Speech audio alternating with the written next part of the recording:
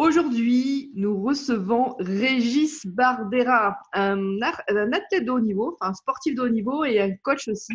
Un super gars qui a toujours la patate, qui a le sourire, qui a une sacrée pêche. Et vous allez voir qu'aujourd'hui, à travers son histoire, vous allez apprendre beaucoup de choses sur le mindset. Salut Régis, tu vas bien? Ça va? Oui, ça va super bien. Merci d'être là aujourd'hui, de venir nous faire cet honneur et cette présence super charismatique. Donc, j'ai une première question pour toi. D'abord, pour te présenter aux auditeurs, qu'est-ce que tu fais de beau dans la vie? Écoute, j'habite à Nîmes déjà, une ville très ensoleillée. Donc ça contribue à… D'où ton sourire? Entre autres, ouais. Là, tu vois, je regarde à droite, le ciel est bleu. Donc c'est déjà une belle journée qui commence. J'habite à Nîmes et puis en fait, j'ai cette particularité, c'est que depuis plus de 20 ans, j'arbitre du basketball dans le championnat professionnel. Et puis, depuis 5 ans, j'accompagne des athlètes de haut niveau et des dirigeants à exploiter au mieux leurs capacités et je les accompagne dans leurs défis, leurs objectifs à réaliser et à atteindre. Voilà. Waouh! Et tu dis que tu étais arbitre, donc depuis combien de temps tu fais ce métier? Depuis combien de temps? Ah, ben, en fait, j'ai commencé l'arbitrage à 16 ans, puis je suis arrivé dans le championnat professionnel à 28 ans, puis je suis devenu arbitre international à l'âge de 30 ans. Donc, tu vois, j'en ai 46. On va dire que ça fait une première partie de ma vie dédiée où ça fait 30 ans que je suis dans l'arbitrage, dont 20 au plus haut niveau. Waouh! Voilà la première partie de ma vie que j'ai dédiée à être, voilà, à progresser tous les jours pour tenter d'être voilà, de faire au mieux mon travail. Je me régale, j'ai 46 ans, je m'éclate encore, j'arbitre encore en première division. Là, Waouh! actuellement, je suis blessé, donc je me repose. Par contre, dans 37 jours, je reprends le basket. C'est Ah, chouette. super! Bravo! En tout cas, c'est une super nouvelle. Ouais, Tu ah, dois c'est une être nouvelle. heureux là de reprendre les bonnes habitudes après ce beau challenge qui t'est arrivé. Exact. Comment en fait on devient arbitre lambda, j'ai envie de dire, à arbitre international? Qu'est-ce qui fait que tu te différencies des autres et pourquoi tu as choisi ce chemin justement vers l'excellence? Eh, bonne question, May. Je vais tenter de faire recours. Moi, à l'âge de 5 ans, j'ai été abandonné par mon père. Abandonné. Donc, en fait, ce qui s'est passé, c'est qu'avec ma maman, on s'est retrouvé dans. Je t'avais déjà raconté cette histoire. On s'était rencontrés, on s'est retrouvé dans la rue, seul. Et puis, ma maman m'a montré une sacrée leçon de courage, comme quoi dans la vie, euh, tout ce qui arrivera de chouette, ça nécessitera des efforts et de jamais rien lâcher. Et puis petit à petit, voilà, la vie a continué. Et puis j'ai eu un accident de voiture un jour. Je faisais un petit peu de basket à l'époque, puisque j'étais tombé amoureux de ma voisine qui joue au basket. J'avais 9 ans, elle en avait Ah, 15. Et puis je faisais un petit peu de basket. Et puis j'ai eu un accident de voiture. Et ma maman est allée voir le coach en lui disant il faudrait le préserver, parce qu'il vient d'avoir un accident. Et là, il m'a donné un sifflet, en pensant qu'à l'époque, arbitrer, c'était pas être athlétique ou courir. Et au moment où j'ai pris le sifflet dans la bouche, il s'est passé quelque chose que je ne peux pas décrire. J'ai mis des années pour comprendre pourquoi. Et puis en fait, j'ai pris du plaisir à arbitrer, à diriger, à être au milieu, à avoir des relations avec les joueurs, les joueuses, de faire en sorte de gérer des personnalités, de prendre des décisions, d'être courageux. Et j'ai vraiment pris du plaisir et très tôt, j'ai eu envie d'aller au plus haut niveau. Très, très tôt. wow. J'ai commencé à suivre des cours à l'âge de 16 ans et puis je ne pensais qu'à ça. Je mangeais, je dormais, je réfléchissais à arbitrage, comment arriver à être Ça devenait le meilleur. obsessionnel. Ça devenait obsessionnel. Exactement, ouais. Comment arriver à être le meilleur possible. Et je me sentais tellement bien sur un terrain. En fait, j'avais besoin de cette reconnaissance que je n'avais pas eu par mon père, absent forcément. Et j'ai eu besoin de cette reconnaissance. Et je me suis donné vraiment les moyens d'y arriver. Et puis, j'ai une volonté de travail qui est extraordinaire. J'ai travaillé tous les jours, des heures, des heures, des heures. Et je suis allé chercher des infos. J'ai rencontré pas mal de personnes qui connaissaient très bien le haut niveau, le basket. Je me suis enrichi et petit à petit, j'ai gravi des échelons jusqu'au jour où, en 2001, on m'a présélectionné pour être arbitre international. J'ai pas réussi. Alors, je me suis donné 3 ans, puisqu'à l'époque, je parlais pas un mot d'anglais. Je me suis donné 3 ans, je suis parti en Angleterre, j'ai fait pas mal de camps, de stages pour pouvoir apprendre l'anglais. Et en 2004, je suis allé à Las Palmas et j'ai réussi mon examen. Et puis, à partir de là, jusqu'en 2017, je n'ai pas arrêté d'arbitrer beaucoup en Europe, sur d'autres continents. Et puis, ce qu'il y a de chouette, surtout, May, dans l'histoire, hein, c'est que à l'âge de 30 ans, j'ai commencé vraiment à réfléchir sur moi, à faire un gros travail d'introspection. J'ai suivi une psychothérapie pour tenter de prendre la distance avec cette enfance qui, à un moment donné, quand même laisse des traces. Et j'ai compris pourquoi j'étais devenu arbitre de basket. Et en fait, ce qui s'est passé, c'est que très tôt, j'ai choisi une activité régie par la loi, puisque Oui. mon père ne respectait pas la loi. Et bien, malgré tout, ce qu'il y a de chouette, c'est que j'ai transformé ma façon d'arbitrer et ma façon d'aborder les matchs. C'est-à-dire qu'au lieu d'utiliser la loi pour gérer les personnalités, j'ai utilisé l'humain, j'ai utilisé vraiment la relation à l'autre. Et tout d'un coup, je me suis senti épanoui, à l'aise sur le terrain. Et comme par hasard, c'est là où, même s'il n'y a jamais de hasard dans la vie, c'est là où j'ai obtenu mes meilleures performances, mes meilleures prestations, où j'ai arbitré voilà, des finales. Au niveau international, j'ai continué à évoluer. Donc, ce gros travail-là m'a vraiment fait du bien. Et je dis souvent, ce qui m'a permis de comprendre et de vivre vachement bien mon activité dans le basket, c'est de comprendre pourquoi j'étais devenu arbitre de basket. Ouais, ouais. Et je remercie, ça peut être terrible de dire ça, je remercie d'avoir eu la vie que j'ai eue parce que ça m'a mené là où je suis. Et aujourd'hui, je vais très bien et mon job, là, en plus, m'a enrichi énormément. Bref.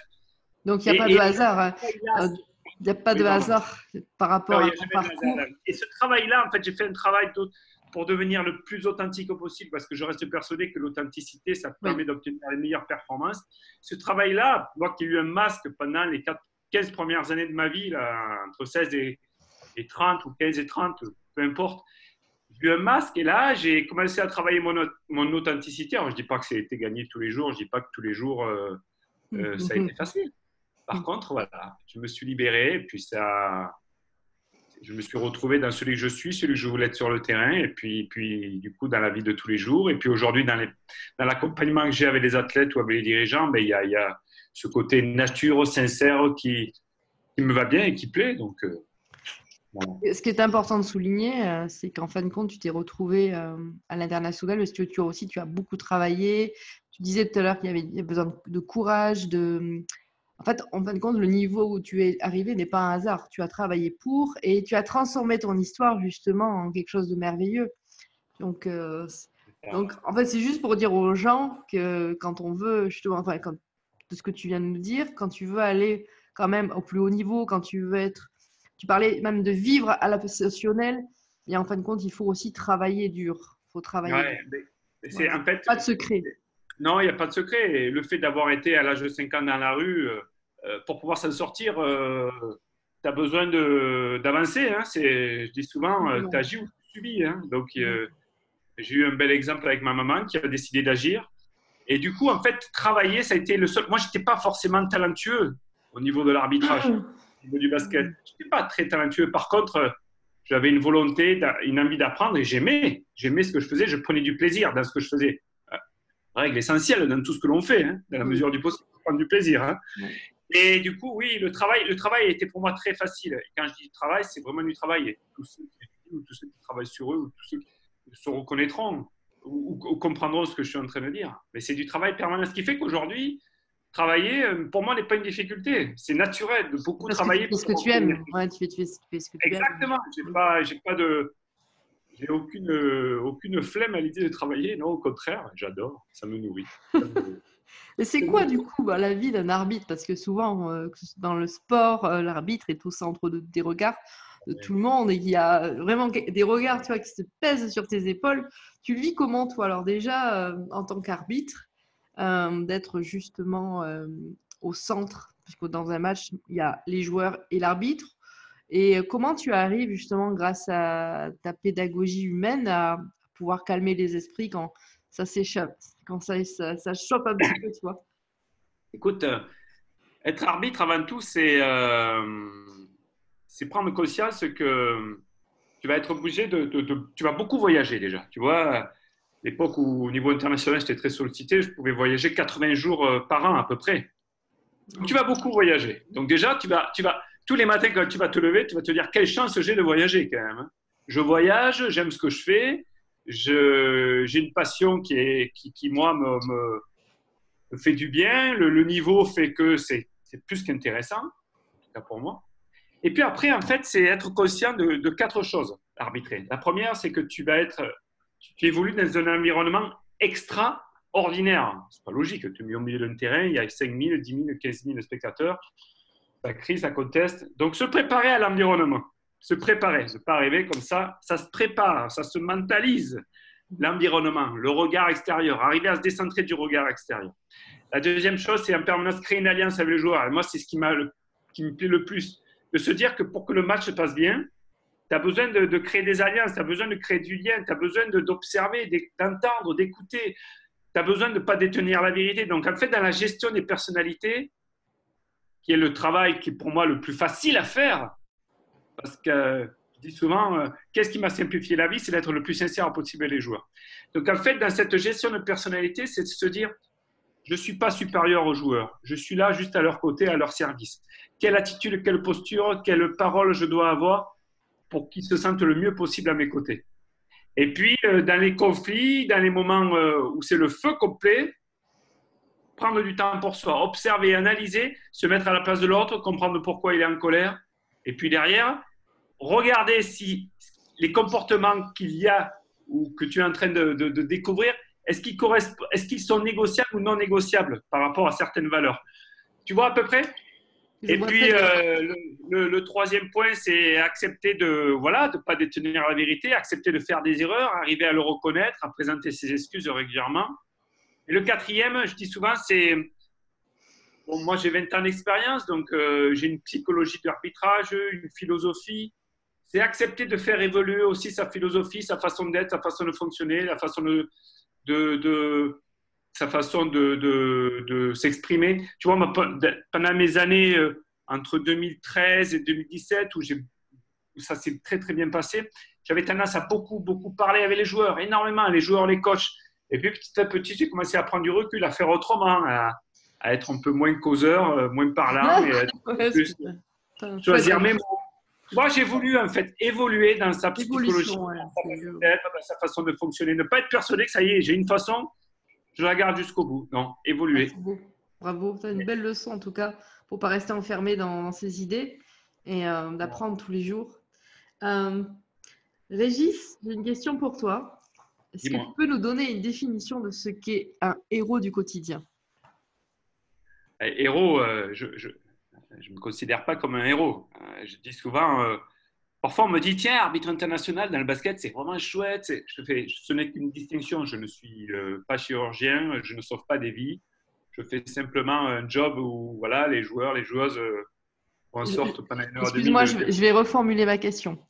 Est-ce que tu peux me donner, toi, la définition de ce qu'est un héros du quotidien? Ouais, alors d'accord. Un héros du quotidien, c'est être en capacité tous les jours d'aller chercher des aspects positifs quoi qu'il arrive.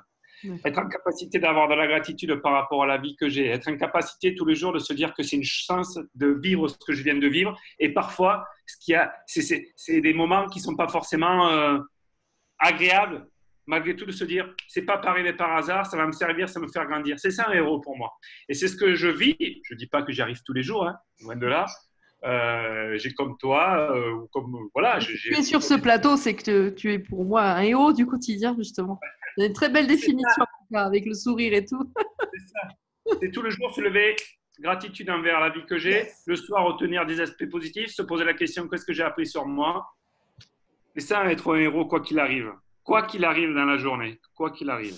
Et toi, tu t'identifies à quel héros? Ça peut être un film, je sais pas moi, un héros imaginaire. Enfin, vraiment, si tu devais choisir un masque, une cape de héros, enfin, lequel serait?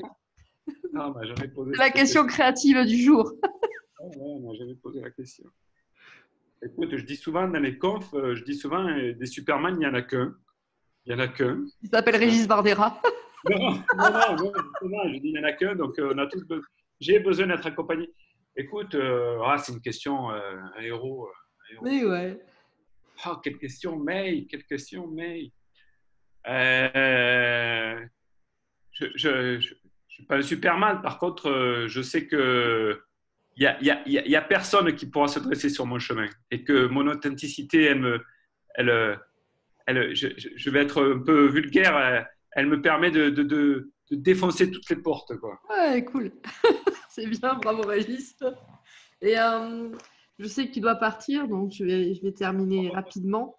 Tu pourrais nous citer, je sais pas, une phrase, une citation qui t'inspire tous les jours, qui t'inspire quand tu es dans des moments un peu down, où tu as du doute, où tu te sens pas super bien. Et une phrase vraiment qui t'accompagne depuis un certain temps, depuis toujours. Ouais, Dis-moi.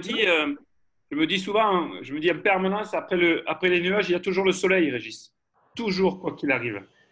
Et puis dans les moments de gros doutes, je me parle et je me dis surtout, doute jamais de toi.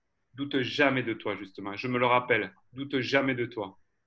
Regarde un petit peu ce que tu as fait et regarde où tu en es et sois fier, sois fier, sois fier.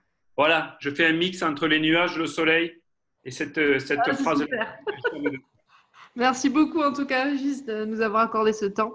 Je sais que tu as un Merci. planning chargé et puis on va te libérer. Merci beaucoup. Et puis, bah, écoute, je te dis à très très vite. Et puis, bon, écoute, On à va se revoir. super On va vite. se revoir. Ciao, ciao.